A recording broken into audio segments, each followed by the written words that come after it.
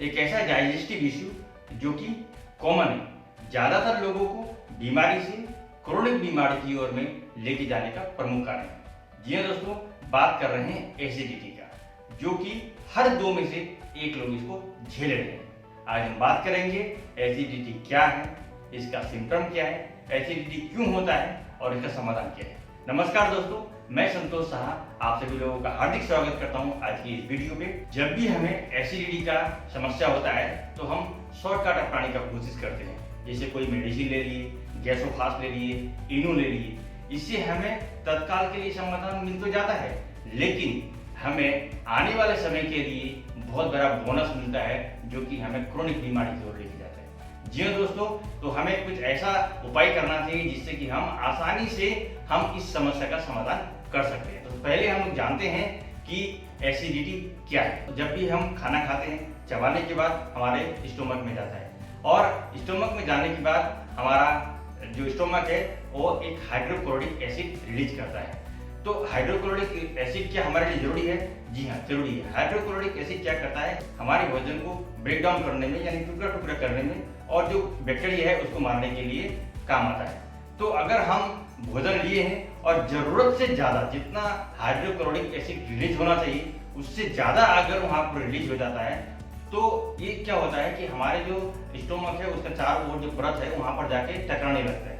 और जब बार बार टकराने के बाद एक बार ऐसा होता है कि वो घायल हो जाता है, हमारा जो स्टोमक का जो परत है वो घायल हो जाता है। जब वो घायल हो जाता है तो वहां पर क्या होता है कि जब हाइड्रोक्लोरिक एसिड लगता है तो जलन होने लगता है। तो हम कहते हैं कि हमारा पेट में जलन हो रहा है। तो इसका मतलब है अगर ये बार बार होने लगे, ज्यादा होने लगे, तो उसको हम कहते हैं गैस्ट्रिक अल्सर। जी हाँ दोस्तों, इसी प्रकार से जब ये हाइड्रोक्लोरिक एसिड ज्यादा रिलीज होता है और जो एक हमारे जो इसोफेजियस पाइप है वहां और हमारे स्टोमक के बीच में जहां पर लगता है, आप जो देख पा रहे हैं आप, जहां पर ये लगता है, इस जगह में एक मसल होता है जो कि LES के नाम से जाना जाता है, और ये दरवाजा का काम करता है। जब हम खाना खाते हैं तो ये दरवाजा खुल जाता है और अब भोजन हमारा स्टोमक में चला जाता है और फिर बंद हो जाता है, और बंद होकर जो हमारा जो हाइड्रोक्लोरिक एसिड वहां पर जो पेट में बनता है उसको बाहर आने नहीं देता है। लेकिन जब जरूरत से ज्यादा हाइड्रोक्लोरिक एसिड रिलीज होने लगता है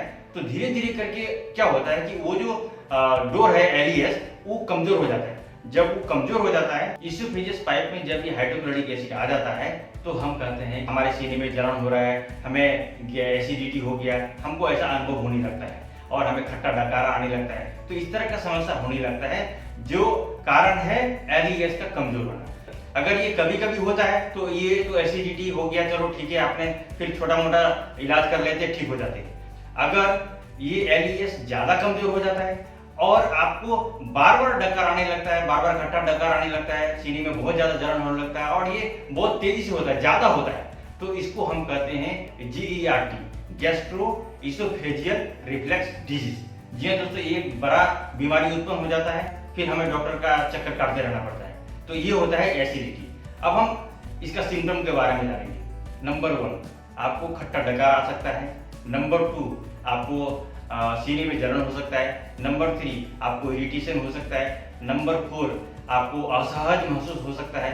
नंबर 5, आपको बैड ब्रीथ, यानी आपको सांसों में बदबू आ सकता है। और नंबर 6, आपको उल्टी भी आ सकता है। तो ये 6 कारण हैं जिससे हम पहचान सकते हैं कि आपको एसिडिटी हो गया है। अब हम जानेंगे कि एसिडिटी होता क्यों, ये भी तो पता होना चाहिए, तब तो उसका समाधान करें। तो नंबर 1, चबा चबा कर नहीं खाना। नंबर 2, सुबह सुबह खाली पेट में चाय, कॉफी या ब्लैक टी लेना। नंबर 3, टाइम पे खाना न खाना। खाना तो खाते हैं लेकिन टाइम पे नहीं खाते। Number 4, smoking and drinking. Number 5, overweight.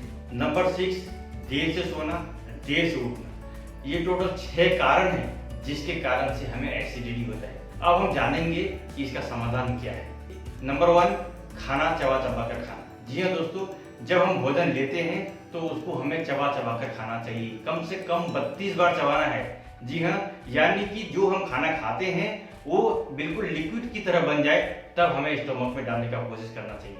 अगर हम ऐसा करते हैं तो सिर्फ चबा चबा कर खाने से ही आपका जो है एसिडिटी में कमी आना शुरू हो जाएगा। जब हम अगर ठीक से चबा कर नहीं खाते हैं, यानी बड़ा बड़ा टुकड़ा हम लेते हैं और वो हमारे स्टोमक में चला जाता है, तो हमारा जो स्टोमक है उसको ज़्यादा मेहनत करना पड़ता है और ज़्यादा हाइड्रोक्लोरिक एसिड रिलीज होता है, जिसके कारण से हमें एसिडिटी हो सकता है और हम धीरे धीरे करके बीमारी का शिकार हो जाते हैं। तो ये सबसे इम्पोर्टेंट और सबसे जरूरी, खाना तो खाना ही है, लेकिन इसका हैबिट को थोड़ा सा बदल लेना है कि हमें चबा चबा कर खाना है और उसको लिक्विड फॉर्म में बदलने का कोशिश करना है। अब इसको हम एक बार में नहीं कर सकते हैं, इसके लिए हमें धीरे धीरे करके हैबिट बनाना है। अगर आप 4 बार 5 बार चबाते हैं तो धीरे धीरे करके 6 बार 7 बार 8 बार लेके जाइए, फिर 10 बार 12 बार में लेके जाइए और धीरे धीरे करके कोशिश करिए कि जो हम चबा रहे हैं वो लिक्विड फॉर्म में बदल जाए, फिर हमें स्टोमक में डालें।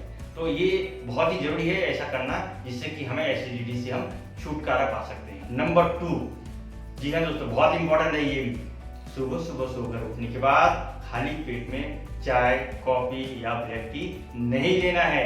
अगर आप ये लेते हैं तो ये भी सबसे बड़ा कारण है, यानी सबसे ज्यादा अगर प्रमुख कारण है हमारे देश में एसिडिटी का, वो यही है। अंग्रेज तो चला गया, हमें चाय और कॉफी का गुलाम बना के चला गया। तो हमें इस गुलामी की जंजीर से निकलना है और एसिडिटी का शिकार से बचना है। तो हमें चाय और कॉफी और ब्लैक टी, इससे हमें बचना चाहिए। अगर आप इसको खत्म नहीं कर पा रहे हैं तो कोशिश कीजिए कि चाय या कॉफी जो भी लेना है आप ब्रेकफास्ट के बाद दीजिए और धीरे धीरे करके उसका मात्रा को कम कर दीजिए और एक बार ऐसा समय आएगा जब आप उसको छोड़ सकते हैं। नंबर 3 के बारे में बात करेंगे तो खाना टाइम पे खाना। जी हाँ दोस्तों, ये भी एक इम्पोर्टेंट है। खाना तो खाते हैं लेकिन टाइम पे नहीं खाते हैं। सुबह में ब्रेकफास्ट कर लिए और दिन भर कुछ खाए नहीं। 2 वक्त का जो खाना है उसके बीच का जो टाइमिंग है हमें 4 से 5 घंटा मैक्सिमम रखना चाहिए, उससे ज्यादा नहीं रखना चाहिए। मान के चलिए आप सुबह में ब्रेकफास्ट किए 8 बजे, तो आपको लंच करना है लगभग 4 घंटा से 5 घंटा मैक्सिमम, यानी कि 12 से 1 बजे तक आपको लंच कर ही लेना है। अगर इससे ज्यादा देर करते हैं इसका मतलब है कि आप जो है इरेगुलर कर रहे हैं आप अपने सिस्टम को। अगर आप इरेगुलर करेंगे तो फिर आप एसिडिटी का शिकार हो जाएंगे।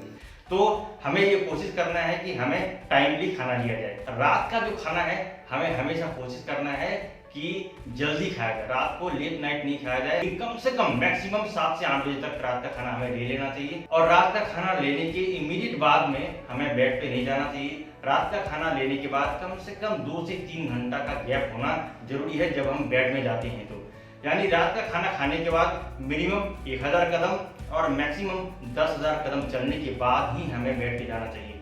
अगर हम ऐसा कर पाते हैं तो हम एसिडिटी से बच सकते हैं। अब हम नंबर 4 के बारे में बात करेंगे। तो नंबर 4 में होता है स्मोकिंग और ड्रिंकिंग। जी हाँ दोस्तों, अगर आप स्मोकिंग करते हैं और ड्रिंकिंग करते हैं, जिससे भी हमारा जो LES है बहुत ही ज़्यादा कमजोर हो जाता है और एसिड ऊपर की ओर आने लगता है और हम एसिडिटी फील करते हैं। तो हमें बिल्कुल ड्रिंकिंग बंद करना चाहिए। अगर आप बंद नहीं कर सकते हैं तो धीरे धीरे करके कम करके बंद कीजिए।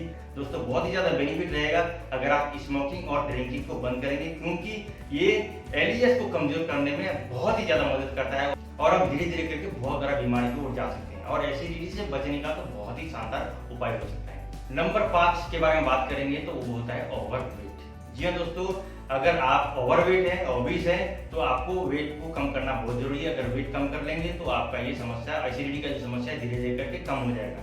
क्योंकि जब आप ओबीस होते हैं यानी आपका वेट ज्यादा होता है तो स्टोमक में प्रेशर पड़ता है और ज्यादा हाइड्रोक्लोरिक एसिड रिलीज होता है और ये ज्यादा रिलीज होने का मतलब है कि एसिडिटी।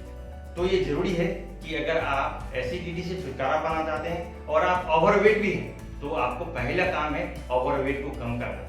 तो दोस्तों अगर आप अपना वेट को मैनेज करना चाहते हैं तो वेट को कैसे मैनेज करें, उसके लिए वेट मैनेजमेंट का कोर्स कर सकते हैं आप। तो आप अपना वेट को मैनेज कर सकते हैं और एसिडिटी से छुटकारा भी पा सकते हैं। तो इसके लिए आप हमसे संपर्क कर सकते हैं, मैं आपको गाइड कर सकता हूँ कि किस प्रकार से आप अपना वेट को मैनेज कर सकते हैं। नंबर 6 के बारे में बात करेंगे तो आपका जो खान पान है उसको थोड़ा सा बदलना है। जैसे कि आप जो खाना खाते हैं उसमें आपको ग्रीन वेजिटेबल और सीजनेबल जो वेजिटेबल है, साग सब्जी को ऐड करना है और कम से कम 2 टाइम आपको खाना के साथ में सलाद लेना है। जी हाँ दोस्तों, और सलाद कम से कम 200 ग्राम होना चाहिए। और एक बात ध्यान रखिएगा, जब भी सलाद खाएंगे खाना खाने से पहले सलाद को कंप्लीट करके फिर जाके खाना खाइए। पहले सलाद कंप्लीट करना है फिर खाना खाना है। तो इस प्रकार से अगर आप सलाद लेते हैं और सीजनेबल जो ग्रीन साग सब्जी है वो लेते हैं तो इससे भी आपको एसिडिटी में रिलीफ मिल सकता है और आपका समाधान हो सकता है, आप बीमारी से बच सकते हैं। नंबर 7 के बारे में अगर हम बात करेंगे तो वो है हमारा लाइफ स्टाइल में जैसे कि मैंने बताया आपको टाइम पे सोना चाहिए, टाइम पे उठना चाहिए। कम से कम आपको सुबह में जल्दी सोकर उठकर कुछ एक्सरसाइज करना चाहिए। मॉर्निंग वॉक कर सकते हैं आप, योगा कर सकते हैं आप, प्राणायाम कर सकते हैं आप। अगर आप ये सारा करते हैं तो इससे भी आपका जो है मेंटेन रहता है, आपका जो एसिडिटी है वो कम होता है। अगर आप सुबह में जल्दी उठेंगे तो स्वाभाविक सी बात है कि आपके पास समय रहेगा और आप एक्सरसाइज कर सकते हैं। रात को जल्दी सोएंगे तो आपका जो नींद है पूरा नींद पूरा होगा। अगर आप बढ़िया नींद ले पाते हैं, गहरा नींद ले पाते हैं तो स्वाभाविक सी बात है उससे भी आपका एसिडिटी जो है कम होने में मदद करेगा। अगर आप ये सारा कर पाएंगे तो स्वाभाविक सी बात है कि आपको गुस्सा कम आएगा। अगर गुस्सा कम आया तो आपको स्ट्रेस कम होगा। तो गुस्सा और स्ट्रेस ये भी एसिडिटी को बढ़ाने का बहुत बड़ा प्रमुख कारण है, जिसके कारण से हमें एसिडिटी होता है। तो गुस्सा को भी कम कीजिए और जो स्ट्रेस लेते हैं आप उसको भी कम कीजिए, जिससे कि आप इस समस्या का समाधान पा सकते हैं। तो दोस्तों बहुत सारा इंपॉर्टेंट बातें मैं आप लोगों से बात किया। इन सभी चीजों को एक साथ में करना तो स्वाभाविक सी बात है कि मुश्किल हो सकता है। धीरे धीरे करके कोशिश करेंगे तो इसका आप लाभ ले सकते हैं। और ये सब कुछ करना बहुत आसान है, इसके लिए आपको अलग से कुछ करना नहीं है, इजीली कर सकते हैं। सिर्फ आपका हैबिट्स को बदलकर आप इसका समाधान ले सकते हैं। इन सभी चीजों को अपनाने के बाद अगर आप दुनिया का बेस्ट क्वालिटी का जो सप्लीमेंट है साथ में वो भी ऐड कर लेते हैं तो आपको ये सोने पे सुहागा का काम हो सकता है। सप्लीमेंट इसमें इंक्लूड कर देंगे तो आपको भरपूर मात्रा में माइक्रो न्यूट्रिएंट भी मिलेगा। साथ ही साथ जो आपका ज्यादा मात्रा में जो हाइड्रोक्लोरिक एसिड रिलीज हो रहा है वो भी कम होगा, उसको कम मात्रा में रिलीज करने के लिए मदद करेगा।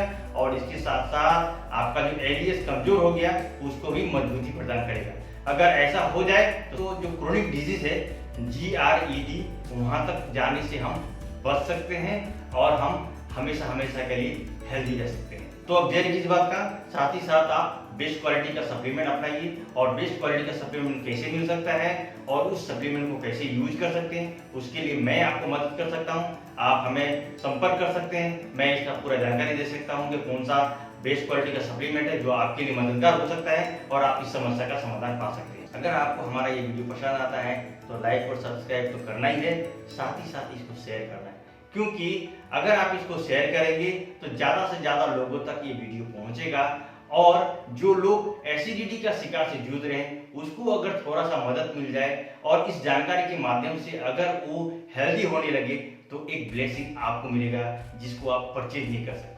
जी हाँ दोस्तों, इसके साथ ही मैं आज का ये वीडियो समाप्त करता हूँ। आप सभी लोगों को यहाँ तक वीडियो को देखने के लिए हृदय की गहराई से बहुत बहुत धन्यवाद। वंदे मातरम, जय हिंद।